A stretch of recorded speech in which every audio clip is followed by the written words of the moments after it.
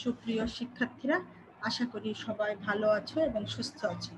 সবাই স্বাস্থ্যবিধি মেনে বাসায় অবস্থান করছো। সবাইকে সুন্দর একটা বিড়ালের ছবি দিয়ে ক্লাস শুরু করছি। আশা করি তোমাদের খুব ভালো লাগছে ছবিটা দেখে। সকলকে আশ্বিনের শুভেচ্ছা জানাচ্ছি। সেই সাথে আশ্বিনে ফোটা অসংখ্য ফুল দিয়ে তোমাদের বরণ করে নিচ্ছি।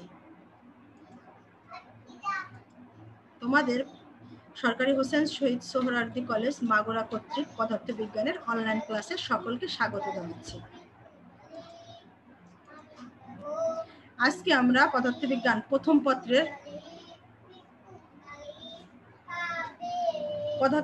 প্রথম পত্রে নিউটনিয়ান বলবিদ্যার 6 নম্বর ক্লাসটা নিব। এর আগে আমাদের এই বিষয়ে 5টা ক্লাস হয়েছে, আশা করি তোমরা বুঝতে পেরেছ। আজকে তোমরা বলতে পারবে বা দেখতে পাবে ঘূর্ণন গতি, কৌণিক সরণ, কৌণিক বেগ, কৌণিক ত্বরণ, কৌণিক ভরবেগ কি। তার সাথে আমরা দেখব কৌণিক বেগ ও রৈখিক বেগের মধ্যে কি সম্পর্ক আছে সেটা দেখব। কৌণিক ত্বরণ ও রৈখিক ত্বরণের মধ্যে কি সম্পর্ক আছে সেটাও দেখব। কৌণিক ভরবেগ ও কৌণিক বেগের মধ্যে কি সম্পর্ক আছে সেটা একটু দেখার চেষ্টা করব। প্রথমে আসি ঘূর্ণন গতি। ঘূর্ণন গতি দেখে তোমরা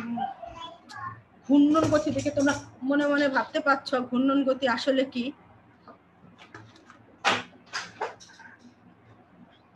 বুঝতে পারছো যে ঘূর্ণন গতি আসলে কি? কোনো বস্তুকণা যদি কোনো অক্ষ বা বিন্দুকে কেন্দ্র করে একটি বৃত্তাকার পথে ঘুরতে থাকে, তবে বস্তুকণার ওই গতিকে ঘূর্ণন গতি বলে। যেমন বৈদ্যুতিক পাখার গতি, তারপরে গাড়ির চাকার গতি, গ্রামোফোনের রেকর্ড ইত্যাদি। যে অক্ষের চতুর্দিকে বস্তুটি ঘূর্ণায়মান থাকে তাকে বলা হয় ঘূর্ণন অক্ষ। ঘূর্ণন গতি প্রধানত দু প্রকার, যথা সম ঘূর্ণন গতি আর একটা হচ্ছে অসম ঘূর্ণন গতি। সময়ের সাথে ঘূর্ণায়মান বস্তুর কৌণিক সরণের হারের কোনো পরিবর্তন না হলে ওই ঘূর্ণন গতি হবে সমঘূর্ণন গতি, এবং যদি পরিবর্তন হয় তাহলে সেটা হবে অসম ঘূর্ণন গতি। তোমরা ঘূর্ণন গতি সম্পর্কে জানো, আশা করি বুঝতে পেরেছো তোমরা, যে আমরা যখন ফ্যান ঘুরে তখন যে গতির সঞ্চার হয় সেগুলি হচ্ছে আসলে ঘূর্ণন গতি। কৌণিক সরণটা কি? আমরা যখন রৈখিক সরণ করি, রৈখিক সরণ তো আমরা জানি আসলে সরণটা কি, এটা হচ্ছে কৌণিক সরণ। যখন কোনো বস্তু কোনো অক্ষকে কেন্দ্র করে বৃত্তাকার পথে ঘোরে তখন তার কিরকম সরণ হবে সেটা দেখার চেষ্টা করব। কোনো বস্তু বা কণা কোনো বিন্দুকে কেন্দ্র করে ঘোরার সময় যে কৌণিক দূরত্ব অতিক্রম করে তাকে কৌণিক সরণ বলে। মনে করি একটি কণা আর ব্যাসার্ধের বৃত্তাকার পথে ওকে কেন্দ্র করে ঘূর্ণায়মান আছে, ধরে নিচ্ছি ঘূর্ণায়মান যে কোনো সময় টিতে, সে সময় যাওয়ার পরে ধরে নিই সে এ থেকে বি অবস্থানে গেল, তাহলে কণার যে সরণটা হলো সেটা এ ও বি। ধরে নেই এ ও বি যে কোণটা হলো সেটা হচ্ছে ডেল্টা থেটা। রেডিয়ান এককে প্রকাশ করলে কৌণিক সরণের মনে করে যে যতটুকু দূরত্ব অতিক্রম করলো অর্থাৎ এ থেকে বি, ধরে নেই ওই এ থেকে বি যে চাপ, সেই চাপটা হচ্ছে এস। তাহলে আমরা ডেল্টাটাকে লিখতে পারি del theta equal to S ভাগ আর। আর হচ্ছে বৃত্তের ব্যাসার্ধ, আর এস হচ্ছে তুমি যে মানে ওই বস্তুটা যতটুকু দূরত্ব অতিক্রম করলো টি সময়, মানে এ থেকে বির যে দূরত্ব সেইটুকুর চাপ। দেখো কৌণিক সরণের একটা চিত্র দিয়েছে, দেখো এ থেকে বিতে যেতে যতটুকু তার সরণ হলো, সরি, এ থেকে বিতে যতটুকু তার চাপ হলো সেটাকে বলছে আমি এস। এবং এই যে ও থেকে এর ব্যাসার্ধটা হচ্ছে আর ব্যাসার্ধের। আর এই দেখো দিক দেখা যাচ্ছে স্পর্শক বরাবর, সেটা হচ্ছে দিক কৌণিক সরণের। তোমরা একটা ভিডিও দেখো, ভিডিও দেখলে তোমাদের কৌণিক সরণটা একটু ক্লিয়ার হবে। দেখো যখন জাহাজটা চলছে, দেখো জাহাজের যে সামনের অংশটা ঘুরছে সে ঘোরার অংশটুকু, চিড়িয়াখানায় যখন এগুলি ঘোরে তখন তার ঘোরার ক্ষেত্রে যে কৌণিক সরণটা সেগুলো দেখতে পাচ্ছ, অ্যাঙ্গুলার পজিশন।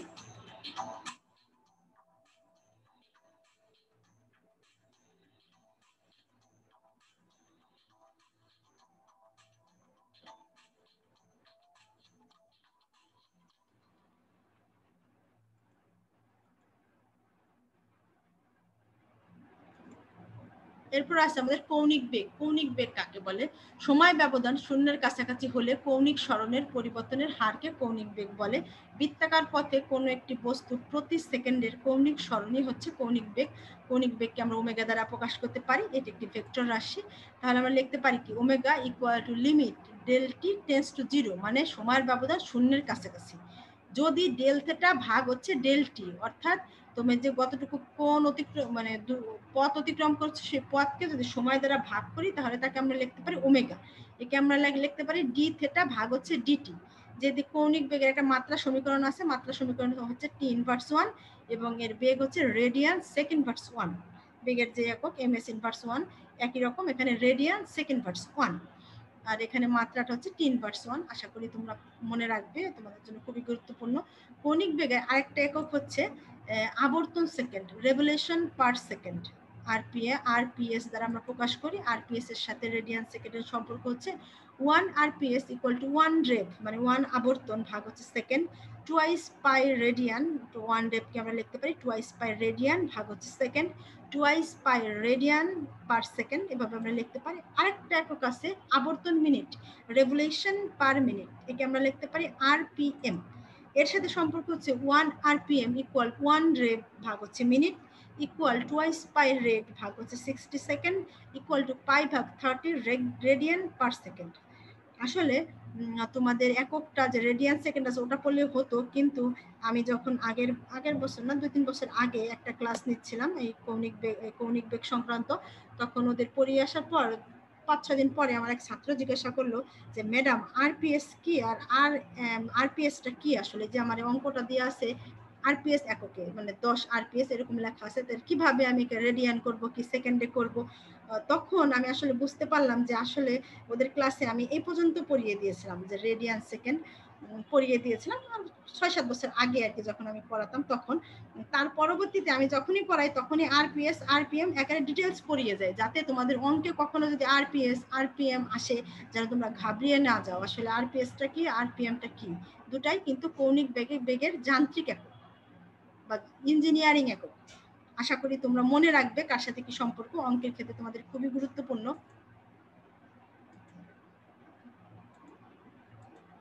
এরপরে দেখো কৌণিক বেগের যে চিত্রটা আমার আছে, চিত্রটা দেখাচ্ছে তোমাদের। ওকে কেন্দ্র করে টি প্লাস ডেল্টা টি সময় এক্স দূরত্ব বরাবর ঘুরছে।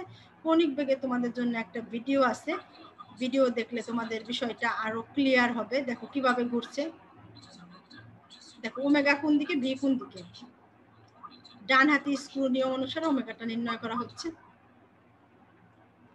দেখলাম ভিডিও, তোমরা কৌণিক বেগের একটু ভিডিওটা দেখে নিলাম, তাতে বুঝতে সুবিধা হলো। এরপর আছে কৌণিক ত্বরণ। কৌণিক ত্বরণ কাকে বলে? কোনো সময় ব্যবধান শূন্যের কাছাকাছি হলে সময়ের সাপেক্ষে কোনো বস্তুর কৌণিক বেগের পরিবর্তনের হারকে কৌণিক ত্বরণ বলে। বৃত্তাকার পথে ঘূর্ণায়মান কোনো কণা টি1 থেকে টি2 সময়, দুটো সময় নিয়েছে, একটা টি1 একটা টি2, সময়ের মধ্যে কৌণিক বেগ যতক্ষণ ওমেগা1 এবং ওমেগা2 ধরে নিয়েছি, সময় ব্যবধান ডেল্টা টিকে আমরা লিখতে পারি কি টি1 মাইনাস টি2। ডেল্টি সময় কৌণিক বেগে তাহলে নিশ্চয়ই বেগেরও পরিবর্তন হবে, সময় যেহেতু পরিবর্তন হচ্ছে কৌণিক বেগেরও পরিবর্তন হবে। ধরে নেই কৌণিক বেগের পরিবর্তন হচ্ছে ওমেগা2 মাইনাস হচ্ছে ওমেগা1, বিয়োগ করে দিয়েছি। তাহলে আমরা যদি কৌণিক ত্বরণকে আলফা দ্বারা প্রকাশ করি, একে আমরা লিখতে পারি একইভাবে limit del T tends to 0 delta omega ভাগ হচ্ছে ডেল্টা টি। একে আমরা ডিফারেন্সিয়েশন ভাবে যদি লিখি তাহলে লিখতে পারি ডি ওমেগা ভাগ হচ্ছে ডিটি। কৌণিক ত্বরণের একটা ভেক্টর রাশি, এরও একটা মাত্রা আছে, এর মাত্রা হচ্ছে টি ইনভার্স 2 এবং কৌণিক ত্বরণের একক হচ্ছে radian per sec square, radian S inverse 2 এভাবে বলতে পারি, বা রেডিয়ান পার সেক স্কয়ার এভাবেও বলতে পারি আমরা। আর রৈখিক ত্বরণের এককটা হচ্ছে আমাদের মিটার পার সেক স্কয়ার বা এম এস ইনভার্স 2। কৌণিক ত্বরণের একক হচ্ছে রেডিয়ান পার সেক স্কয়ার বা রেডিয়ান এস ইনভার্স 2, এভাবে পড়তে হবে কৌণিক ত্বরণ। দেখো কৌণিক ত্বরণের আমি একটা চিত্র দিয়েছি, তোমরা দেখতে পাচ্ছ চিত্রটা, একটা চিত্র ছিল আমার, চিত্রটা দিয়েছি। এই দেখো কৌণিক ত্বরণের একটা ভিডিও আছে, এটা দেখে তোমাদের আরেকটু পরিষ্কার হবে। দেখো কিভাবে কৌণিক ত্বরণটা অতিক্রম করছে। এগুলি আমাদের বিভিন্ন ওই শিশু পার্কে বা চিড়িয়াখানায় দেখবো যে এরকম ঘোড়ার কিছু যন্ত্র থাকে, এখানে মানুষজন বসে থাকে, এই দণ্ডটা ঘুরছে, গোল গোল হয়ে ঘুরছে, অ্যাঙ্গুলার অ্যাক্সেলারেশন। দেখো তোমরা সবাই ছবি দেখলে বুঝতে বিশেষ সুবিধা হবে তোমাদের। দেখো এই অক্ষকে কেন্দ্র করে এইটা ঘুরছে, এই যে একটা অক্ষ মাঝখানে কেন্দ্রকে কেন্দ্র করে সামগ্রিকভাবে ঘুরছে।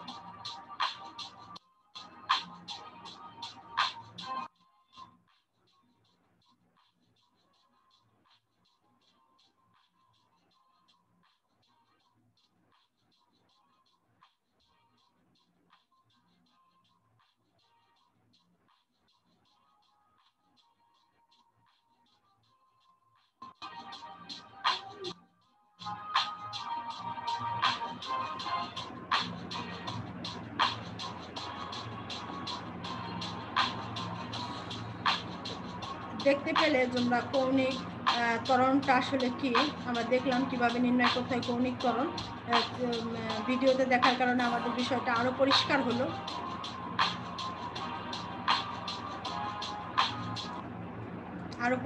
তোমাদের। এরপরে আছে কৌণিক ভরবেগ বা অ্যাঙ্গুলার মোমেন্টাম। অ্যাঙ্গুলার মোমেন্টাম কাকে বলে একটু দেখবো। আমরা রৈখিক ভরবেগ সম্পর্কে জানি, ভরবেগের গুণফল। কৌণিক ভরবেগটা আসলে কি?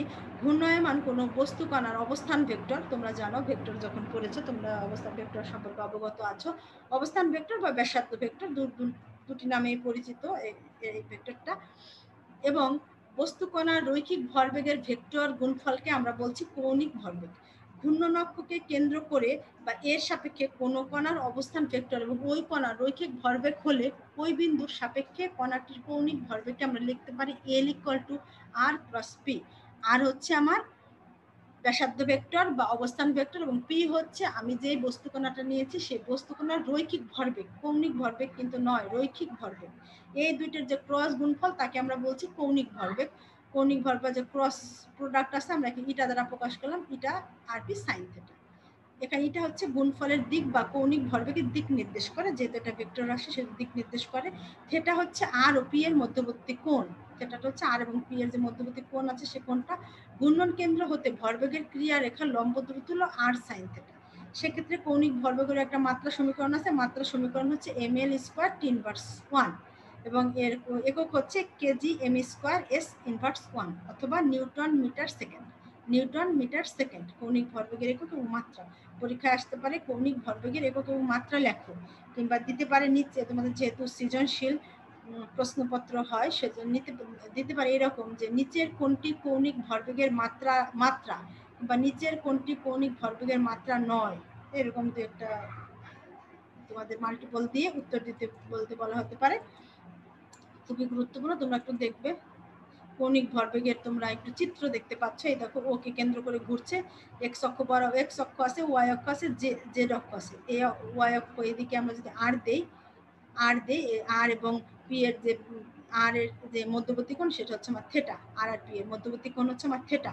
একে আমরা লিখছি আর সাইন থিটা, ভেক্টরের সূত্র অনুসারে আর সাইন থিটা। তাহলে এর কে আমরা লিখতে পারি আর প্লাস পি। এই দেখো আর এবং পি এর অন্তর এই যে পি, এটা হলো পি এবং আর এর মধ্যবর্তী কোণ হচ্ছে আমার থিটা। এখানেও থিটা এখানেও থিটা, তাহলে আমরা লিখতে পারি আর সাইন থিটা। এটা হলো আমরা চিত্রটা দেখলেন। এখন হচ্ছে কৌণিক বেগ এবং রৈখিক বেগের মধ্যে সম্পর্ক কি সম্পর্ক আছে সেটা দেখার চেষ্টা করব। আসলে আমাদের কৌণিক বেগের উৎপত্তি হওয়ার কারণ কি? রৈখিক বেগ ছিল তো আমাদের ভালোই ছিল, খামাখা আবার কৌণিক বেগ আনার কি দরকার হলো, এটা একটু দেখার চেষ্টা করবো যে আসলে কি সম্পর্ক আছে, কেন এত গুরুত্বপূর্ণ। রৈখিক বেগকে আমরা ভি দ্বারা প্রকাশ করি আর কৌণিক বেগকে আমরা ওমেগা দ্বারা প্রকাশ করি। আগেই বলেছি তোমাদের। মনে করি একটি কণা আর ব্যাসার্ধের বৃত্তাকার পথে ওকে কেন্দ্র করে ওমেগা সমকৌণিক বেগে ঘূর্ণায়মান রয়েছে। ওমেগা সমকৌণিক বেগে দেখো ঘুরছে। যে কোনো সময় টিতে কণাটি সম্পূর্ণ পরিধি একবার ঘুরে আসে, তবে কৌণিক বেগকে আমরা লিখতে পারি কি? আমরা জানি পুরো পরিধিকে আমরা লিখতে পারি কি? টুয়াইস পাই। এজন্য ওমেগা টুয়াইস পাই ভাগ হচ্ছে টি। তাই লিখে যে টুয়াইস পাই ভাগ টি। তাহলে টিকে যদি এই পাশে নিয়ে আসি তাহলে এখানে টুয়াইস পাই ভাগ হচ্ছে এক নং সমীকরণ আগে দিলাম। এরপরে দেখো এখন যদি বৃত্তাকার পথে না ঘুরে কণাটি বেগে একই সময় সরল রেখায় বৃত্তের পরিধির সমান পথ অতিক্রম করে, বৃত্তাকার পথে না ঘুরে কণাটা যদি ওই একই বেগে একই রকম বেগে যদি একই সময় সরল রেখায়, মনে করো যেটা বৃত্তাকার পথে না যেত, মানে প্রথমেই তো আমরা ঘূর্ণন গতি ধরেছিলাম যে কোনো অক্ষকে কেন্দ্র করে কোনো বস্তু যদি বৃত্তাকার পথে ঘুরে সেটা ছিল আমার ঘূর্ণন গতি। কিন্তু এখন আমি ধরে নিচ্ছি আমার যে বস্তু কণাটা আমি নিয়েছি সেটা কোনো অক্ষকে কেন্দ্র করে বৃত্তাকার পথে ঘুরছে না, ধরে নিচ্ছি সেই বস্তু কণাটি সোজাসুজি পথে রৈখিক বেগ প্রাপ্ত হচ্ছে, মানে সরল রেখা পথে চলছে, সে কোনো আঁকা বাঁকাও যাচ্ছে না, প্লাস বৃত্তাকার পথে ঘুরছে না, ধরে নিয়ে সে সরল রেখায় যাচ্ছে। তাহলে সে তার বৃত্তের পরিধি যতটুকু পথ অতিক্রম করবে, ধরে নিয়ে সে বৃত্তের পরিধিতে আমরা জানি টুয়াইস পায়ার। তাহলে ভি কে আমরা লিখতে পারি কি? টুয়াইস পায়ার ভাগ হচ্ছে টি। সেক্ষেত্রে টির মানটা কি হয়? টুয়াইস পায়ার ভাগ ভি। ভি কে পাশে নিয়ে আসলাম, টি কে পাশে নিয়ে আসলাম, বজ্র গুণন করে আলাদা করে ফেলেছি। এখন 1 নং ও 2 নং এর বাম পক্ষ সমান হয়, বাম পক্ষ সমান, ওইখানেও টি ছিল এখানেও টি আছে, বাম পক্ষ যদি সমান হয় সেক্ষেত্রে আমরা লিখতে পারি যে ডান পক্ষ সমান হবে, সেজন্য ডান পক্ষ সমান নিয়েছি আমরা। এরকম তাহলে ভি ইকুয়াল টু ওমেগা আর। তাহলে রৈখিক বেগকে আমরা লিখতে পারি রৈখিক বেগ ইকুয়াল টু কৌণিক বেগ ইনটু হচ্ছে বৃত্তের ব্যাসার্ধ। ভেক্টর রূপে লিখতে পারি কি? ভি ইকুয়াল ওমেগা ক্রস হচ্ছে আর, যেহেতু সবগুলি একটা ভেক্টর রাশি, তিনটাই ভেক্টর রাশি। বৃত্তীয় গতি যদি অসম হয় তবুও যে কোনো বিন্দুতে ভি ইকুয়াল টু ওমেগা সমকৌণিক হবে, তাহলে ওমেগার মানটা ধ্রুবক হবে। রৈখিক বেগ ঘূর্ণন অক্ষ হতে দূরত্বের সমানুপাতিক, এজন্য ধান মাড়াইয়ের চাতালে দূরবর্তী গরুকে সবচেয়ে বেশি বেগে হাঁটতে হয়। কেন হাঁটতে হয়? রৈখিক বেগ ঘূর্ণন অক্ষ হতে দূরত্বের সমানুপাতিক হবে। দূরত্ব যত বেশি হবে তার রৈখিক বেগটা তত বেশি হয়ে যাচ্ছে। এজন্য আমাকে ওই চাতালে গরুকে সবচেয়ে বেশি বেগে হাঁটতে হয়। যে দূরবর্তী যে গরু থাকে, পরীক্ষায় মনে করে এরকম একটা চিত্র দিয়ে আসতে পারে যে উপরোক্ত চিত্রের আলোকে রৈখিক বেগ, কৌণিক বেগ এবং বৃত্তের ব্যাসার্ধের মধ্যে গাণিতিক সম্পর্ক প্রকাশ করে, এরকম আসতে পারে। কিংবা এরকম আসতে পারে ধান মাড়াইয়ের চাতালে দূরবর্তী গরুকে কেন বেশি বেগে হাঁটতে হয়, গাণিতিকভাবে ব্যাখ্যা করো। এরকম দেখা গেল একটা গরু বা চাতালের একটা চিত্র দিয়ে দিছে, চিত্র উদ্দীপক দিয়ে দিল একটা এরকম দিয়ে, আর নিচে লিখে দিল যে ধান মাড়াইয়ের চাতালে কেন গরুকে বেশি বেগে হাঁটতে হয়, গাণিতিকভাবে ব্যাখ্যা করো। ভালোভাবে লিখে এভাবে ব্যাখ্যা করতে হবে। আশা করি বুঝতে পেরেছো সবাই। তোমাদের একটা চিত্র আছে, একটু চিত্র দেখো, একটা ভিডিও দেখো। আজকে আমরা বিভিন্ন প্রকার গতি নিয়ে আসছি।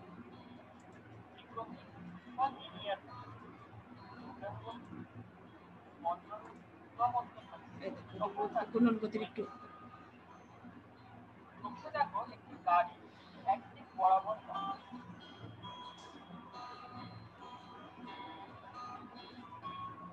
যখন কোনো বস্তু রোটেশন আর মোশন, ঘূর্ণন গতি কিভাবে বইটা চলছে। তখন থাকবে যেমন ঘড়ির কাঁটা। চলন গতি, যখন কোনো বস্তু দেখো ঘড়ির এই গতি, যখন কোনো পর্যায়বৃত্ত গতি, এগুলি তোমাদের নাই এখন সিলেবাসে, পরে আসলে দেখাবো। স্পন্দন গতি দেখো, স্পন্দন গতি বাকি অংশের সময় তার বিপরীত দেখলে তোমরা বিভিন্ন গতি। এখন আছে কৌণিক ত্বরণ এবং রৈখিক ত্বরণের মধ্যে সম্পর্ক। কৌণিক ত্বরণ এবং রৈখিক ত্বরণের মধ্যে কি সম্পর্ক আছে সেটা দেখার চেষ্টা করব। মনে করি একটি কণা আর ব্যাসার্ধের বৃত্তাকার পথে ওকে কেন্দ্র করে অসম বৃত্তাকার গতিতে ঘূর্ণায়মান। অসম, এটা কিন্তু সমকেন্দ্রিক নয় বা সমকৌণিক নয়, এটা হচ্ছে অসম বৃত্তাকার গতি। বস্তু কণাটি টি সময় রৈখিক বেগ হলো ভি, কৌণিক বেগ হলো ওমেগা, রৈখিক ত্বরণ এ এবং রৈখিক ত্বরণকে বলছি এ এবং কৌণিক ত্বরণকে বলছে আলফা। একটু খেয়াল করে দেখো, আমি রৈখিক ত্বরণটাকে লাল অক্ষর দিয়ে লিখেছি, লাল এ দিয়ে, আর কৌণিক ত্বরণ আলফাকে আমি নীল কালার দিয়ে লিখেছি। অনেকটা দেখতে একই রকম শেপ হওয়ার কারণে মানে এ আর আলফাটা লিখলে তো একরকম হয় না, কিন্তু কম্পিউটারে কম্পোজ করলে প্রায় একই রকম দেখা যায়। এজন্য তোমাদের বোঝার সুবিধার্থে আমি একটাকে লাল করে দিয়েছি আর একটাকে নীল করে দিয়েছি। দুইটা কিন্তু অবশ্যই আলাদা, একটা আলফা, একটা ছোট হাতের এ, ইটালিয়ান হরফের এ। আমরা জানি রৈখিক বেগ সমান সমান, আমরা জানি কি ভি ইকুয়াল টু ওমেগা, আমরা আগে শিখে আসলাম, জানি। এর 1 নং সমীকরণ দিলাম। 1 নংকে টি এর সাপেক্ষে অন্তরীকরণ করে, অন্তরীকরণ মিন্স যে ডিফারেন্সিয়েশন করে। আশা করি তোমরা সূত্রটা পড়েছো। অন্তরীকরণের একটা আমাদের এরকম একটা সূত্র আছে, ইউভির সূত্র। প্রথমে ইউ রাইখে ভি কে ডিফারেন্সিয়েশন করতে হয়, আবার ভি রাইখে ইউ কে ডিফারেন্সিয়েশন করতে হয়, এরকম একটা সূত্র। তাহলে ডিভি ভাগ ডিটি ইকুয়াল ডি ভাগ ডিটি ইনটু ওমেগা আর। তাহলে দেখো ইউ রাইখে ভি কে, ইউ মানে হচ্ছে ওমেগা, ওমেগা রেখে আর কে করলাম ডি আর ভাগ ডিটি, প্লাস আর রাখবো, আর রাইখে ওমেগাকে করবো ডি ওমেগা ভাগ হচ্ছে ডিটি। রৈখিক ত্বরণকে আমরা জানি এ ইকুয়াল টু ডিভি ভাগ ডিটি, সেক্ষেত্রে আমরা রৈখিক ত্বরণকে এভাবে লিখতে পারি, শূন্য হতে পারি, মানটা শূন্য, এবং আর ডি ওমেগা ভাগ ডিটি। তাহলে আর এ ইকুয়াল টু আর আলফা। রৈখিক ত্বরণ ইকুয়াল টু বৃত্তের ব্যাসার্ধ গুণ হচ্ছে কৌণিক ত্বরণ। তোমাদের এরকম চিত্র দিয়ে পরীক্ষা আসতে পারে। উক্ত চিত্রের আলোকে রৈখিক ত্বরণ বৃত্তের ব্যাসার্ধ এবং কৌণিক ত্বরণের গাণিতিকভাবে প্রকাশ করে এরকম আসতে পারে, কিংবা এই সূত্র দিয়ে বলতে পারে, এই সূত্রের আলোকে কিছু মান টান দিয়ে বলতে পারে এর মান বের করো, কিংবা আলফার মান বের করে, কিংবা আর এর মান বের করো, এরকম আসতে পারে দু একটা অঙ্ক। আশা করি তোমরা বাসায় পড়বে এবং দেখবে। কৌণিক ভরবেগ এবং কৌণিক বেগের মধ্যে সম্পর্ক, এখানে কি সম্পর্ক আছে সেটা দেখব। মনে করি এম ভরের কোন দৃঢ় বস্তু পিকিউ অক্ষ সাপেক্ষে, এম ভরের একটা বস্তু দেখো পিকিউ নিয়েছে আমি, পিকিউ অক্ষ সাপেক্ষে ওমেগা সমকৌণিক বেগে ঘূর্ণায়মান ঘুরছে। বস্তুতে অবস্থিত, বস্তুর যেহেতু আমি বস্তু নিয়েছি, ধরে নিই বস্তুটি এন সংখ্যক কণার সমন্বয়ে গঠিত। এন সংখ্যক কণা মানে কি, এর মধ্যে অসংখ্য কণা আছে, ধরে নিই M1 M2 M3 Mn ইত্যাদি। তাহলে তোমাদের কাছে আমার প্রশ্ন হচ্ছে, বস্তুগতভাবে বা সূক্ষ্ম দৃষ্টি না নিয়ে যদি আমরা নর্মাল দৃষ্টিতে তাকাই, যে আমরা বলতে পারি যে পিকিউ থেকে আমার এম যে বস্তুটা নিয়েছি, প্রত্যেক বস্তুটার সবার দূরত্বই বুঝি এক, এরকম মনে হতে পারে আমাদের যে একই রকম দূরত্ব, যেহেতু আমি দাঁড়িয়ে আছি। কিন্তু যদি তুমি সূক্ষ্মভাবে বিচার বিশ্লেষণ করো, তুমি দেখবে যে এই যে কণাটা রয়েছে, এম ভরের যে বস্তুটা আমি নিয়েছি, বস্তুর মধ্যে অসংখ্য কণা রয়েছে, এবং অসংখ্য কণা, প্রত্যেকটা কণাই তার এক জায়গায় দাঁড়িয়ে নেই বা এক জায়গায় বিস্থাপিত নয়, বিভিন্ন কণা বিভিন্ন জায়গায়। তাহলে M1 কণার যে দূরত্ব M2 এর দূরত্ব এক হবে না, M3 এর দূরত্ব এক হবে না, Mn এর দূরত্ব এক হবে না, প্রত্যেকটা কণার দূরত্ব আলাদা হবে, তাই না? আশা করি তোমরা বুঝতে পেরেছো আমার কথাটা। সেক্ষেত্রে আমি ধরে নেই ঘূর্ণন অক্ষ PQ থেকে উক্ত বস্তু কণার লম্ব দূরত্ব যথাক্রমে R1 R2 Rn এবং রৈখিক বেগ হচ্ছে V1 V2 Vn, জাস্ট ধরে নিয়েছি, জাস্ট ধরা। তাহলে সম্পূর্ণ কণাটির মোট কৌণিক ভরবেগ কি হবে? L = L1 + L2 L3 Ln। তাহলে আমরা জানি কি L = আমরা জানি কি L সমান কৌণিক ভরবেগ সমান আমরা জানি কি R × P না R × P পরে আসলাম একটু আগে। তাহলে প্রথম কণার জন্য কি হবে R1 P1, দ্বিতীয় কণার জন্য কি হবে R2 P2, এভাবে n সংখ্যকের জন্য Rn Pn পরে আসলাম আমরা। আবার আমরা জানি P সমান কি P কি ভরবেগ, ভর আবার বেগের গুণফল। তাহলে M1 কণার জন্য ভর কি M1 কণার ভর হচ্ছে M1, এর বেগ কি V1, তাহলে M1 V1। একইভাবে M2 কণার জন্য M2 V2, Mn কণার জন্য Mn Vn, জাস্ট মানটা বসিয়ে দিয়েছি, কিছুই করিনি। আমরা জানি V = কি ওমেগা আর, পরে আসলাম একটু আগে।